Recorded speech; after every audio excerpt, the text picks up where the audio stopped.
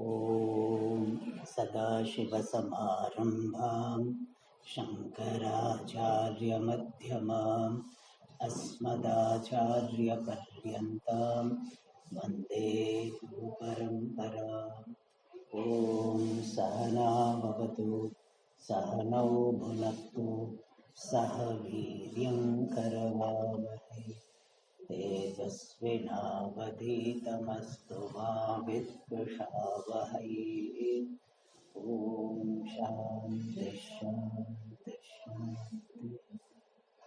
ॐ पार्थाय प्रतिबोधितां भगवता नारायणेन स्वयं व्यासेन ग्रथितां पुराणमुनिना मध्ये महाभारतम् अद्वैतामृतवर्षिणीं भगवतीम् अष्टादशाध्यायिनीम् अम्ब त्वामनुसन्दधामि भगवद्गीते भवद्वेषिणीम्।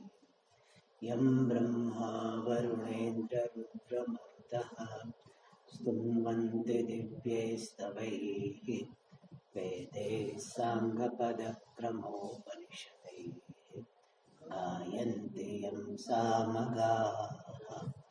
ध्यानावस्थिततद्गतेन मनसा पश्यन्ति यं योगिनः यस्यान्तं न विदुःसुरासुरगणाः देवाय तस्मै। 7th chapter, first shloka.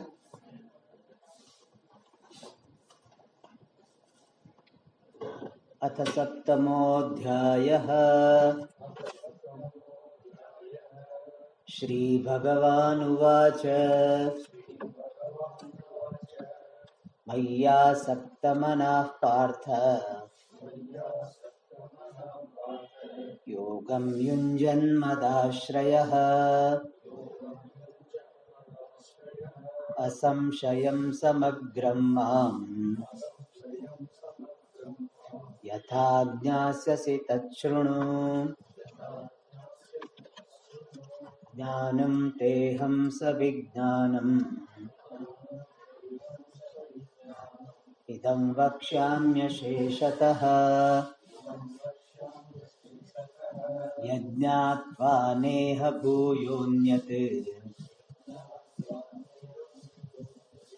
ज्ञातव्यमवशिष्यते।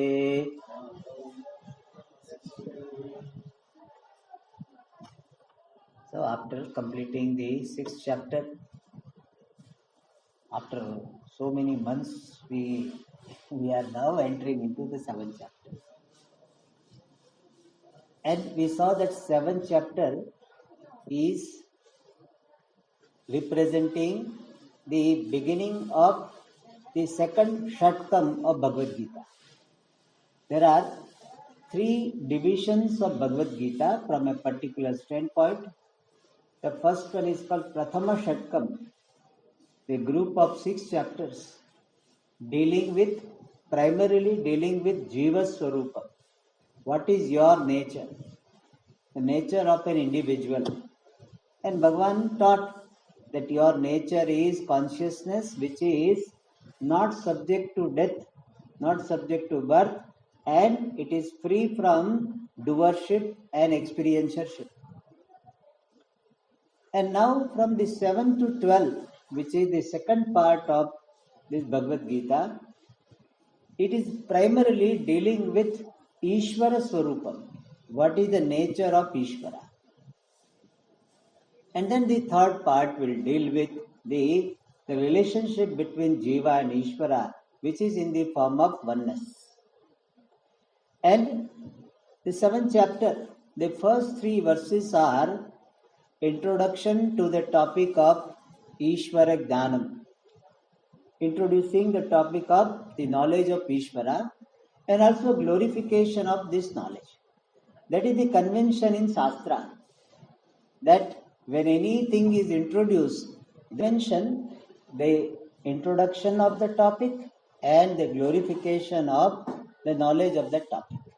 And here Bhagavan is going to talk about the nature of Ishvara Therefore, Bhagavan glorifies the knowledge of this nature of Ishvara. And Bhagavan said, I will talk to you about the nature of Ishvara. Without any doubt, you will know this Ishvara without any doubt. But for that, three conditions were talked about. Mai asakta manaha. One has got his mind devoted to the Lord. So asakta literally means attached. So the one whose mind is attached to Bhagavan. Attachment is already there. Jiva has got attachment to so many worldly things, relations, objects, situations. So now we direct our attachment to the Bhagavan, to the Lord. When Swami Chinmayanji used to say, this whole pursuit is what? The attachment detachment. So attachment is, now we have got to the world and detachment to Bhagavan. Now we have to reverse it. Attachment to the Lord and detachment from the world. But we always do reverse. We continue to be attached to the world and generally detached to Bhagavan.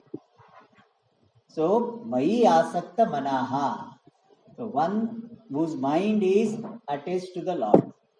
And Yogam Yunjan means person has got some discipline in one's life. The spiritual pursuit, people think it is a very casual pursuit. Whenever we feel like doing, we do it. When we don't feel like, we don't do it.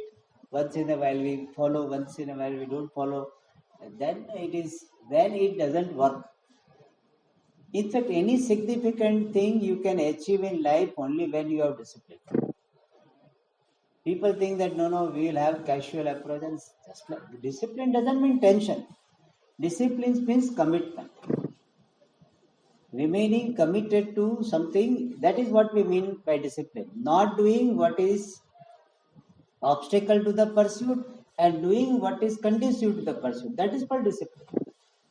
And that is suggested by Yogam Yunjan and Madashrayaha. Having this surrender to Bhagavan.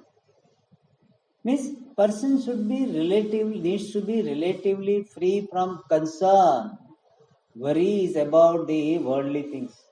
If your mind is occupied with worries, then Vedanta will not work. Even now you will be worried whether I have locked the house properly or not, whether dog will enter or not, or something like that. Or what will happen to my spouse, what will happen to children. If that is there, whatever is being told will not enter into your head. And therefore, person needs to be relatively free from this worldly concern. How can you be free? When you learn to surrender to Bhagavan.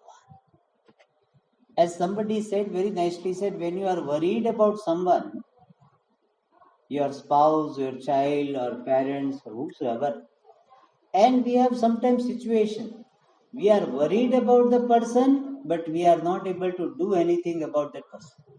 Many times it happens. You are worried about your son, but your son said, don't talk to me. So what can you do? But you are worried. So you are worried about your children, but can't do anything about them. Then Swamiji, what to do? Then one particular step suggested is, imagine that you are holding that person in your hand and give it to Bhagavan's care. Bhagavan, I am not able to do this. I am handing over him or her to your care. You babysit him.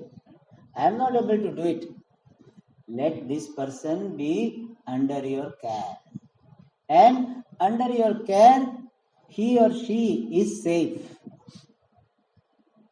Bhagavan is the greatest protector. And therefore, I trust Bhagavan's care, Bhagavan's protection. And then I am relatively free from concern. If you are worried about something and if you can do something, please do it. If worried about your finance, then if something can be done about your finance, please do it. Consult the finance person. See, there are finance consultants, consult them, get guidance. Nothing wrong in doing what is to be done. But sometimes our worries are non-productive. Worries can be converted either into planning or worries can be converted into surrender to Bhagavan. These are the two healthy ways of handling worries. Generally, what we do, we are worried and worried and worried, and therefore, what happens? It affects our body. When you are worried too much, then it causes stress. And then now you know that stress causes so many diseases, so many diseases. And therefore, Madashrayaha. So, learning to surrender to Bhagavan. Surrender to Bhagavan means what? Ready to accept the result, whatever is going to come. Ready to accept all facts unfolded by the Lord. That is called Sharanagati. And that three conditions are there. That person can understand Bhagavan very well with the help of the teaching given by the teacher or the Lord. Then here, further Bhagavan glorifies, he said, I will tell you Jnanam and Vijnanam. And we have seen the difference. Jnanam means knowing Ishvara as existent. Ishvaraha asti. Bhagavan exists. This type of Jnanam is called simply Jnanam. In technical language, it is called Paroksha Jnana. Indirect knowledge. Like someone is, you have heard that this Swamiji is staying in the ashram. So the knowledge you got is what? Paroksha Jnanam, indirect knowledge. There is one Swami, Ramananda, Krishnananda, is there in this ashram. So you have not seen him, but you have got the knowledge that there is one Swami staying here. So that is called indirect knowledge. Direct knowledge means when you see the person directly, then it is called direct knowledge. But in case of Ishvara, direct knowledge is what? Two ways it can be done. Seeing the entire world as Ishvara is direct knowledge, and finally direct knowledge is seeing Ishvara as oneself is direct knowledge. So seeing, understanding Ishvara to be oneself is called direct knowledge of Ishvara, and that is called Vijnanam. So knowledge of Ishvara that Ishvara exists is called Dhanam. Knowledge of Ishvara that I am one with Ishvara, that is called Vijnanam. Bhagavan says, I will tell you both. How Ishvara is and how you are Ishvara. Both I will tell you. Asheshataha. Without any leftover, without any remainder. And having attained this knowledge, Natavyam na avashishyate. Nothing would remain to be known. And in the last class we saw that Bhagavan is telling you will be free from intellectual samsara. Three types of samsara we saw: physical, emotional and intellectual. Physical samsara means remaining concerned about the body and body related people. That is physical. Emotional means I am not understood, I am not loved, etc. And intellectual means I don't know this, I don't know this, I don't know this, I don't know this. What if people ask about this?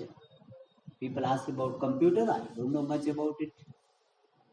So that is called intellectual samsara. When there is inferiority complex based on one's intellectual capacity or one's intellectual knowledge. Whatever I know about that, I have got a complex. I don't know. People say AI. Earlier AI means only Air India only we understood. Now AI has got different meaning. So AI, what is this AI? I don't know. Artificial intelligence. People talk about all this. What is it? I don't know. And that creates complex. See, not knowing something is not a problem. But having the complex about not knowing is samsara.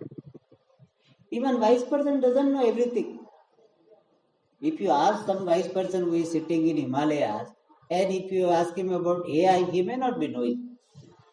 Or you ask him about Chinese language, what is happening in UN and all this, may not be knowing. but it does not create any complex.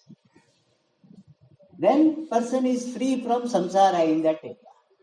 So wise person is the one who is free from that intellectual samsara. And Bhagavan says, I will give you that knowledge by which you will be free from intellectual samsara. Bhagavan uses the expression, having got this knowledge, nothing will remain to be known. Means everything will be as well known. Then somebody may say, Swamiji, does it mean that wise person will be doing everything about everything? Means he will know physics, chemistry, biology, geology, all computer science, all language. People have this thing that wise person and Siddha Purusha, they will be knowing everything. They will say our Baba knew all languages. Unnecessary, not necessary. Baba to be great need not know all languages. Unnecessary, you are putting the pressure on Baba. So he doesn't know, it doesn't matter. So when Bhagavan says Natavyam na avashishyate, here the commentator nicely says Purushartha sadhanam na avashishyate. Nothing remains to be known which is the means for moksha. Means he doesn't have anything to be known which is leading to moksha. By this knowledge itself, he will discover I am free. And therefore, nothing will create any inferiority complex.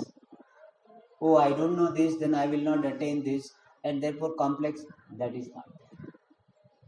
And another way of seeing this sentence is that wise person becomes sarvajnaha in a way. What is the meaning of sarvajnaha? Sarva means all. Jnaha means knower. So sarvajnaha means knower of all.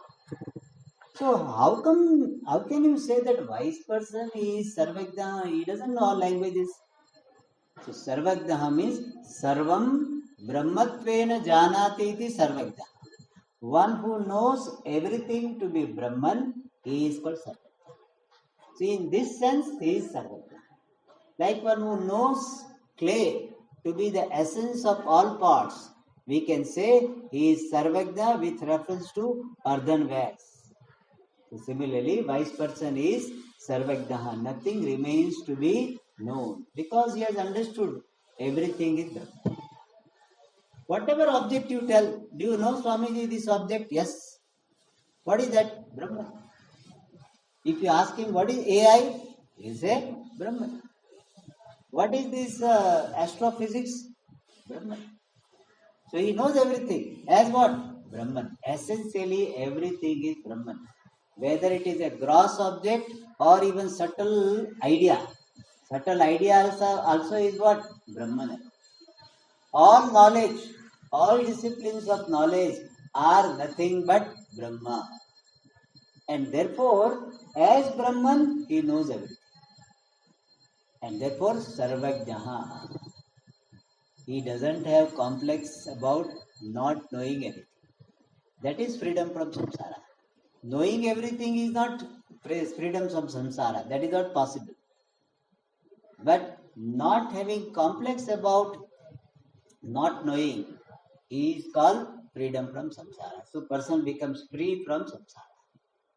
In life, what is important is nothing creates complex for you. My height doesn't create complex, my weight doesn't create complex, my complexion doesn't create complex. Many people have the complex. Oh, I am dark, I am fair, or I am in between, whatever. Nothing creates complex. That is called freedom. So you will get freedom, that is the idea. And thus this knowledge is so great and it is very rare. If it is so great, then everybody should have. For that Bhagavan says, this knowledge is very rare. How it is rare? That is presented in the next shloka. Manushyanam sahasreshu kashidyatati siddhaye yatatamapi siddhanam. Says, Manushyanam sahasreshu. among thousands of human beings, Kashit, someone, Yatati, makes effort, Siddhaye for Jnanam, for moksha. For Jnanam, which is the means for moksha, very, very few people strive for this moksha, strive for this Atma Jnana. And Yatatam api Siddhana, among those who are striving, Kashit Mam Veti Tattvataha, only someone knows me, Ishvara Tattvataha, in my true nature. So, percentage is further and further going down. Among thousands of people, only one will strive. Why all people are not striving for moksha? Many people have this. Swamiji, Vedanta is taught here, this. Why people are not coming? Because people have so much attachment to so many worldly achievements. They are finding security in that. I am not talking about coming here. Not going to any ashrama or any institute or not listening to Vedanta at all. Why? Because they are so busy with so many worldly pursuits. If worldly pursuit is occupying the mind, then what happens? There is no place, there is no space for this pursuit of knowledge. And we do not have any hatred towards them. We are not angry with them. Some people get angry. Why they are not studying? Shout at them. No. See, everybody has got certain value system. Everybody has certain priorities. And people behave according to their priorities. However much you say, people may nod their head, but they will behave according to what? Their priorities, their likes and dislikes. And therefore, we need not, in fact, we should not have any anger or hatred towards people who are not pursuing this self-knowledge, not pursuing this moksha. Many times in the family it happens that person is attending Vedanta class and he or she is feeling so much benefited. So gets angry to the spouse, why are you not coming? Why are you not coming? You also come. One day you come, all this. And sometimes they bring forcefully. It doesn't work. The person is not interested and if you bring him, then he will be seeing here and there. So he will be looking at the clock every now and then. He will be seeing where this mic is there, how this everything is arranged properly, what is the color of the wall, whether curtains are matching. All this, that is how the mind will go. So we leave them alone. We need not have pressure for spreading this Vedanta anyhow.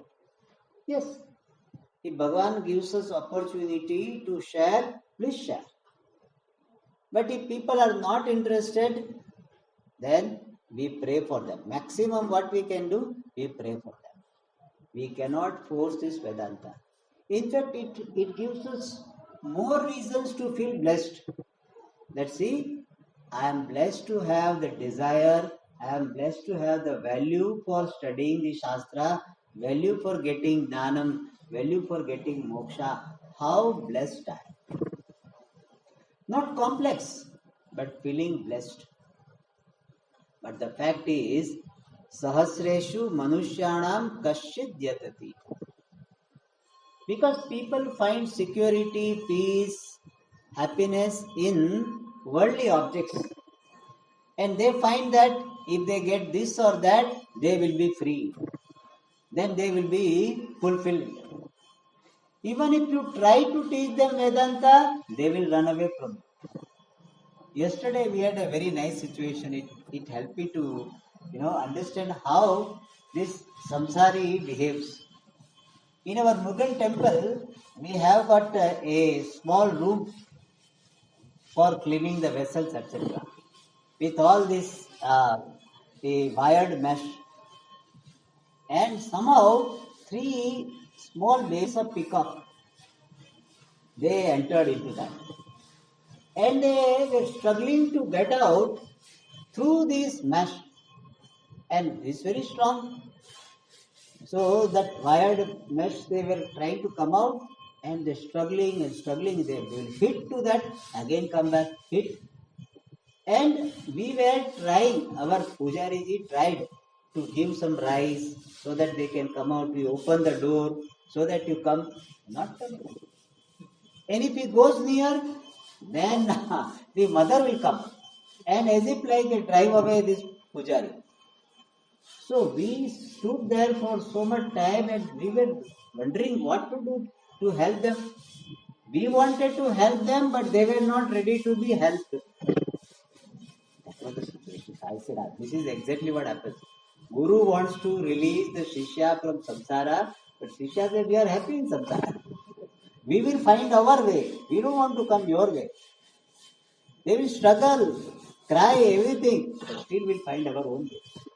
So I said, this is a good example. And then finally, our manager, he took one piece of cloth, caught hold of that bird, took out and then did it. It's called forceful moksha. So rescued, yeah.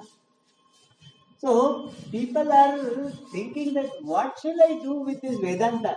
Swamiji, will it help solve my social problem? Will it help solve my financial problem? Will it solve it my family problem? My son is not listening to me. If I attend your Vedanta classes, will my son start listening to me? We don't give such guarantee. So people, they think that Vedanta has nothing to do with life. In fact, many people think that Vedanta is meant only for old people who don't have anything to do. So when they cannot do anything else, what they can do? They listen to Vedanta. That is the thinking. Now we are young. Why should we go to Vedanta? In fact, a very funny thing is, if some young person or even a middle-aged person starts attending Vedanta class, people ask this question: is everything okay? Means something is wrong. If you are something is not wrong with you, why should you attend Vedanta class? Means you are frustrated with family and you think that nothing can be done, and therefore you are going to Vedanta class. So most of the people are seeking solution of their problems in the worldly achievements, and therefore what? Kashid yatati. And among those who strive, even those who start attending Vedanta classes, among them also, yatatam api siddhanam, those who are striving, even among them, only one will really understand what Ishvara is. Then what is the problem? He has started attending classes, he is listening to Vedanta, recording and all, so many things nowadays available. Zoom classes are there, recording online videos are there, so many YouTube, oh my God, so many things are available. So person can strive.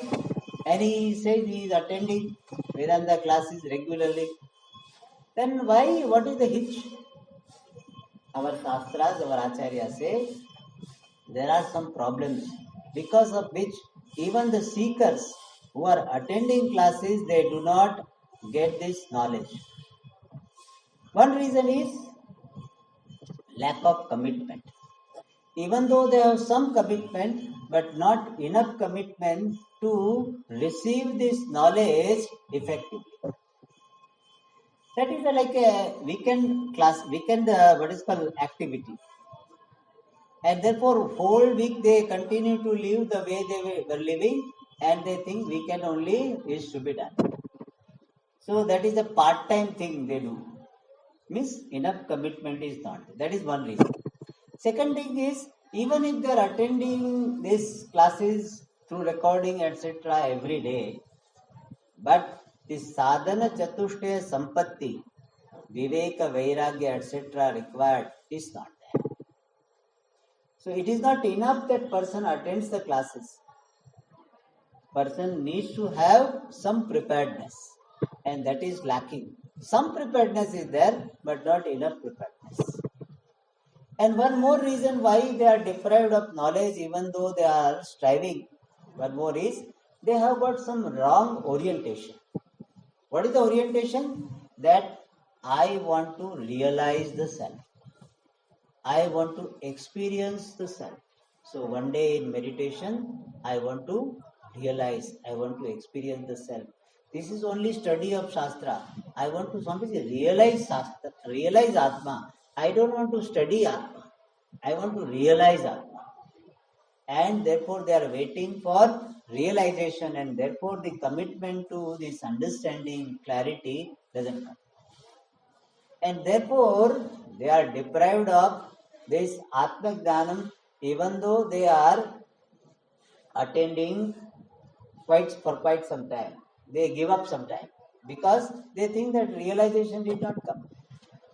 Or even they are attending, but their heart is not completely there. They say that I am attending, but still realization has not come, and I don't know whether it will come. And sometimes people have this certain psychological background because of which person will reject the possibility of self-knowledge. Person thinks I am very unlucky. In my life, Swamiji, I hardly got any success. Everything I try, nothing works. Nothing works. I thought at least Vedanta will work, but I don't think Vedanta also will work.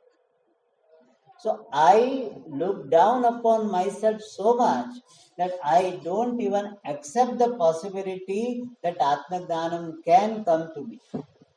And when you dismiss the possibility, then nobody can help you.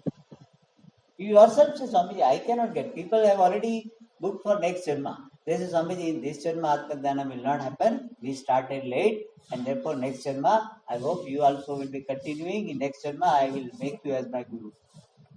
They want to do advance booking. So, for Guru.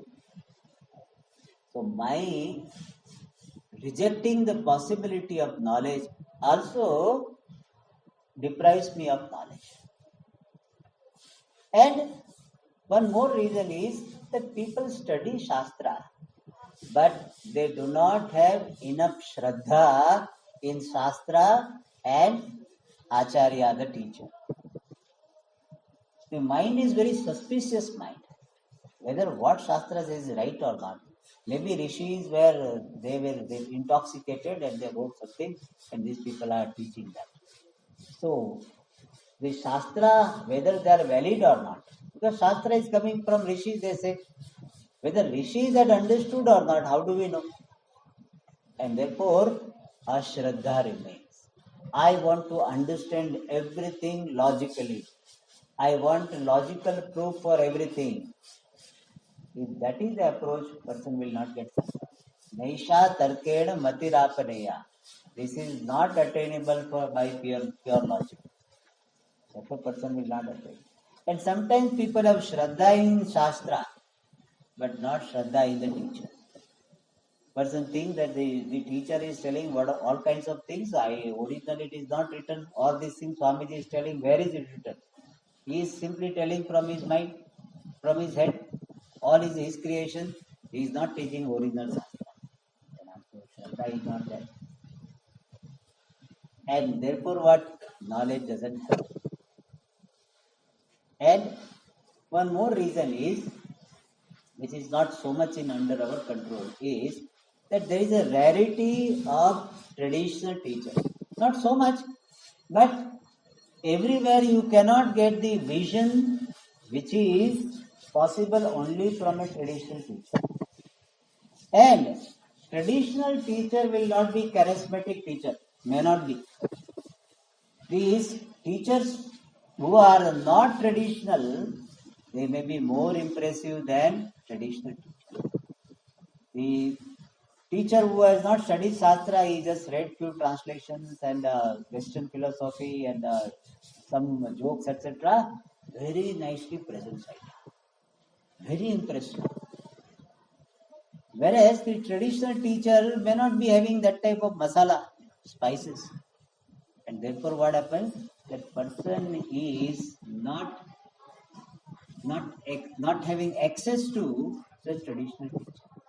And therefore also, yatatam api siddhanam kaschin mam vetti tattvataha. Only few people are able to understand as it is.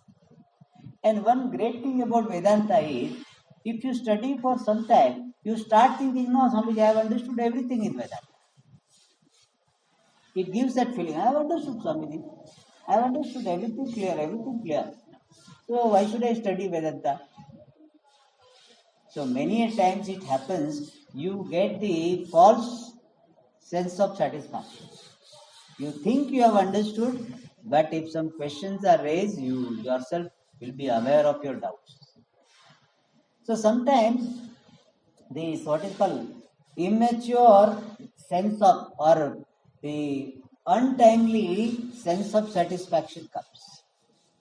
And therefore what happens? Person is deprived. He has some idea about what Vedanta says and he thinks that is understood. And this is more dangerous than not understanding. If you don't understand and you know that you don't understand, someday you will understand. But if you don't understand and you think that you understand, you will not understand. And therefore, because of the rarity of the teachers, because of rarity to the access to the teacher, even though teachers are available, but we do not have the mind to go to such teachers. Therefore, Kashin Mam Vekti Tattva. And here, Bhagavan Shri Krishna is using the word Siddha for people who are just striving. Then Bhagavan Shankaracharya said, they are not Siddha. He said, one day they will become Siddha. So, Bhavi Vritya, considering the future accomplishment, they are called Siddha. And from this shloka, we need not, rather we should not get wrong message. This shloka is not meant for discouraging the person to pursue. Swamiji, anyway, I was little bit unsteady and I was not sure whether I should continue studying. And now this shloka has come, he says, very, very rare people can get it. Swamiji, I don't think I can be that rare person. Therefore, what? Anyway, I am not going to get the knowledge. What is the use of striving? That is not the message of this shloka.